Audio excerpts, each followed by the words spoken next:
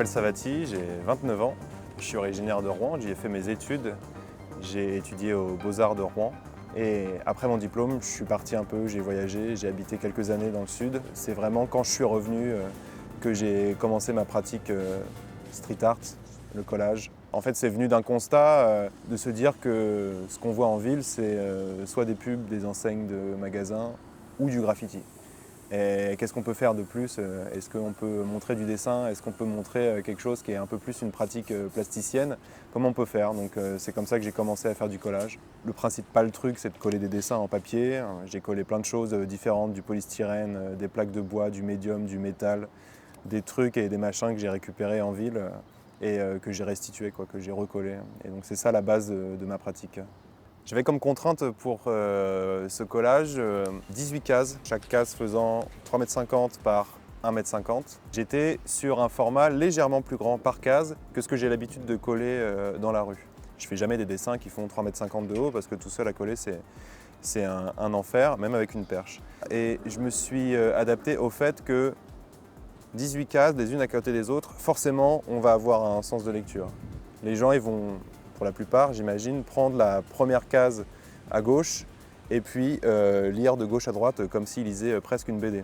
Ou alors faire l'inverse, partir de la droite. Et donc c'était un peu ça mon point de départ et la contrainte architecturale, c'était ça.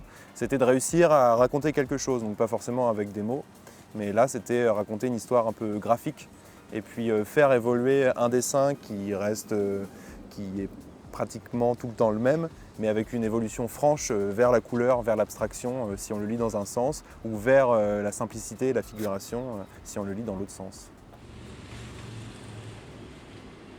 J'ai choisi de travailler un personnage et j'ai décidé de le faire évoluer en partant de la gauche vers la droite, de partir de ce personnage-là super simple, avec quelques traits, en noir et blanc et de le faire évoluer vers l'abstraction en passant par la couleur et l'exploser complètement et voilà, raconter cette histoire de ce personnage-là qui finit par presque disparaître.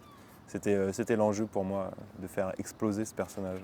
D'un point de vue technique, j'ai utilisé plein de techniques différentes. Alors bien sûr le papier en grand format, j'avais un grand rouleau de 100 mètres de long que je découpais au fur et à mesure pour entrer dans les différentes cases. Je faisais d'abord un croquis, rapidement, avec un gros crayon.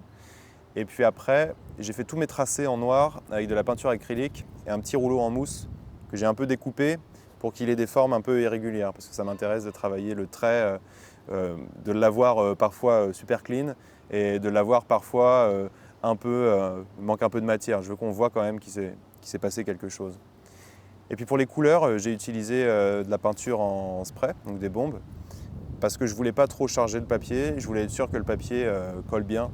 J'ai utilisé de la colle à papier peint classique, modèle salle de bain, voilà, et qui résiste à l'humidité, donc normalement ça devrait tenir pas mal de temps normalement.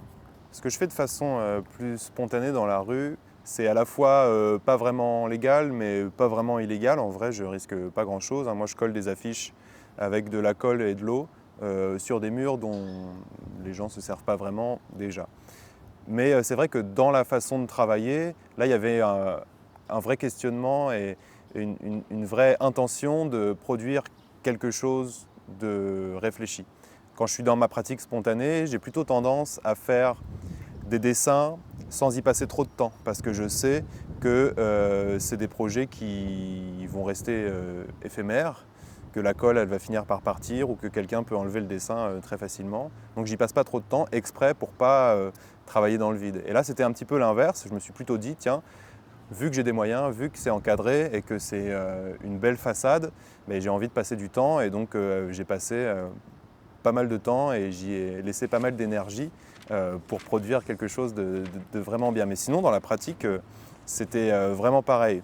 Préparer dans un atelier le dessin, et puis ensuite me ramener avec ma colle, mes rouleaux de papier et puis tout coller et être sur une temporalité au niveau de la façade vraiment courte par rapport à d'autres qui ont passé des semaines sur le mur. Moi j'ai passé des semaines en catimini dans mon atelier et puis après en une journée, hop, je colle tout et puis je m'en vais. C'est vraiment ma pratique quoi.